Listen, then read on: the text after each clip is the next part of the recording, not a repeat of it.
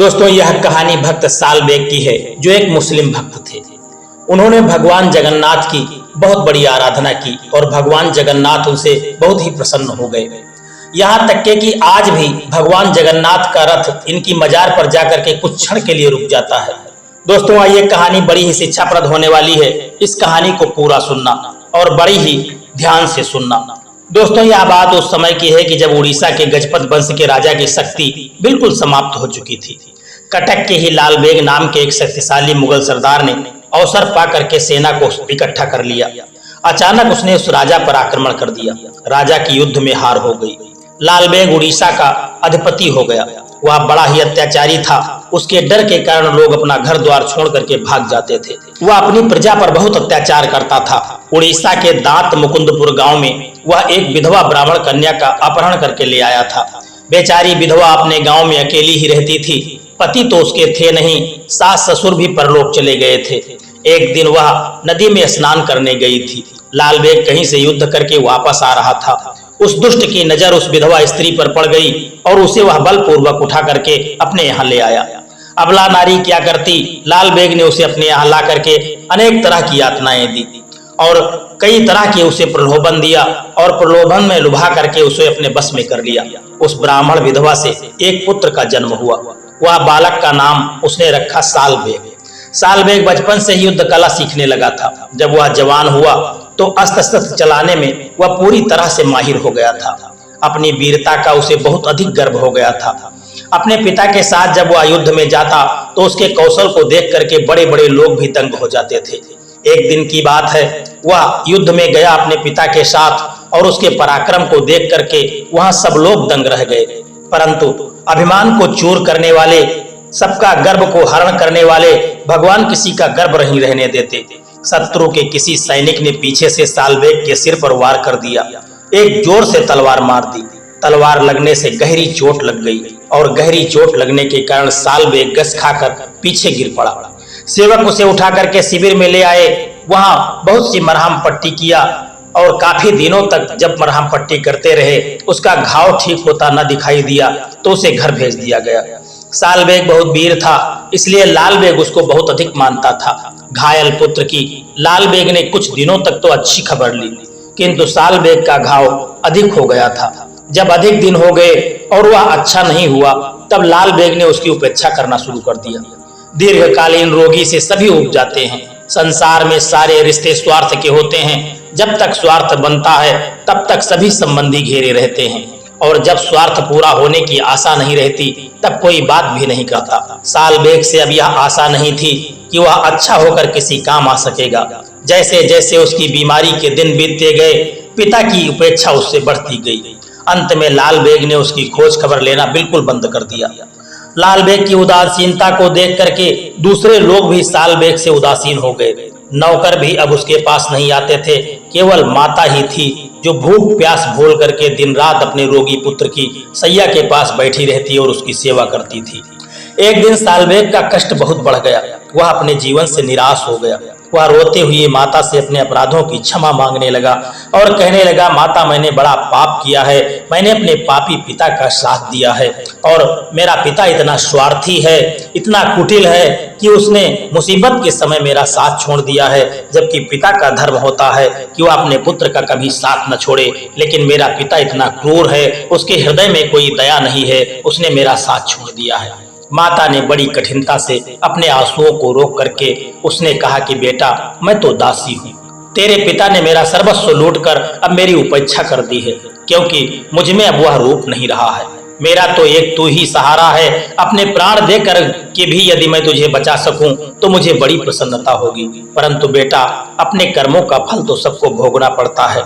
इसीलिए मैंने कोई जन्म में बहुत बड़ा पाप किया है, इसीलिए इस दुराचारी के साथ मैं पड़ी और मेरी ये दुर्गति हुई और इसी कारण तू भी कष्ट पा रहा है। अब इसका एक ही उपाय है, पर वह तुझसे होगा नहीं। सालबेग ने बड़ी ही उत्सुकता से पूछा कि माता ने आज उसे बताया कि बेटा, तू ब्राह्मणी का पुत्र है। उसने कहा, माँ, मैंने तेरे गर्भ से जन्म लिया है, जो तू कहेगी मैं वही करूंगा। माता ने कहा कि बेटा, अब भगवान ही तेरी रक्षा कर सकते हैं। वे आनंद कंद नंद नंदन ही सब देवों के राजा हैं, उनसे बड़ा दूसरा कोई देवता नहीं है, वे बड़े दयालु हैं। तू कपट को छोड़ करके विश्वास पूर्वक उस गोविंद का भजन कर, वे तेरे सारे रोग दूर कर देंगे और सारे कष्ट का हरण कर लेंगे। पुत्र ने पूछा कि माता, मैं तेरा कहना तो मानूंगा, पर तेरे वे भगवान कैसे हैं और कहाँ रहते हैं, मैं कैसे उनका भजन करूं? लाल बेग के घर में आने के बाद से आज तक साल बेग की माता को किसी के मुख से भगवान श्री कृष्ण का नाम भी सुनने को नहीं मिला था। आज रोग सैया पर पड़े पुत्र के पास बैठ करके उसने श्री कृष्ण की कथा पुत्र को सुनाई। मयूर मुकुटधारी, बनमाली, पीतांबर परिधान, त्रिभंग सुंदर मदन मोहन के स्वरूप का उसने भली प्रकार वर्णन किया। उसने पुत्र को श्री कृष्ण का नाम जप करने को कहा। उसने कहा कि बेटा, श्री कृष्ण भजन का मूल विश्वास है, तो मन में किसी प्रकार यह संशय मत आने देना कि भगवान मुझे दर्शन देंगे या नहीं, मेरा रोग दूर होगा या नहीं। इस प्रकार संदेह करेगा तो कोई लाभ नहीं होगा।